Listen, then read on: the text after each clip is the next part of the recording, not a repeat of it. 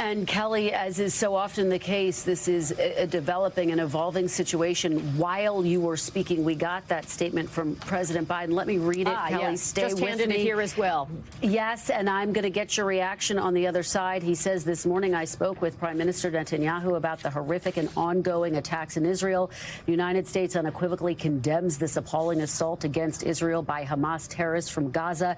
And I made clear to Prime Minister Netanyahu, we stand ready to offer all appropriate means of support to the government and people of Israel. Terrorism is never justified. Israel has a right to defend itself and its people. The United States warns against any other party hostile to Israel seeking advantage in this situation. My administration's support for Israel's security is rock solid and unwavering. He goes on to say that he and his team are tracking this situation closely and that he will remain in close touch with Prime Minister Netanyahu. We are looking at live pictures of the aftermath there in Israel. Kelly, big picture here. Talk, if you will, a bit about the relationship between President Biden and Prime Minister Netanyahu. He has been somewhat critical of some of the recent moves Netanyahu has made as it relates to reforms to the judiciary there.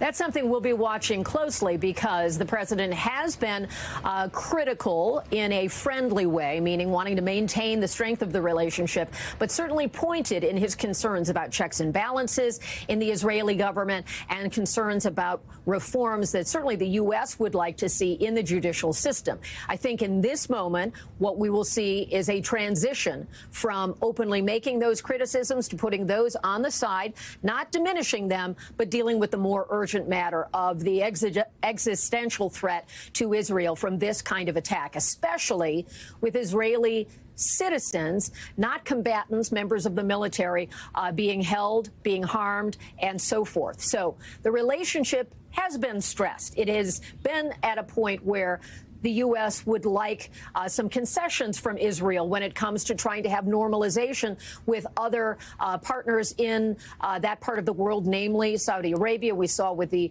Abraham Accords from the previous administration, partnerships and acknowledgement, recognition of Israel.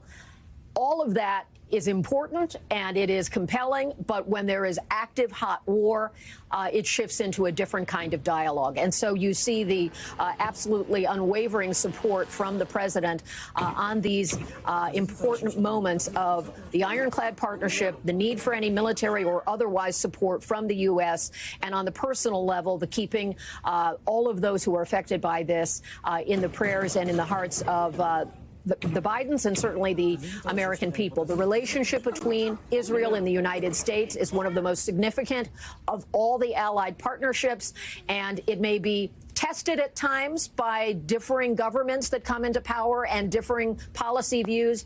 But when a hot war is unfolding, things certainly revert to that primary relationship of partnership and protection. Kristen? Thanks for watching. Stay updated about breaking news and top stories on the NBC News app or follow us on social media.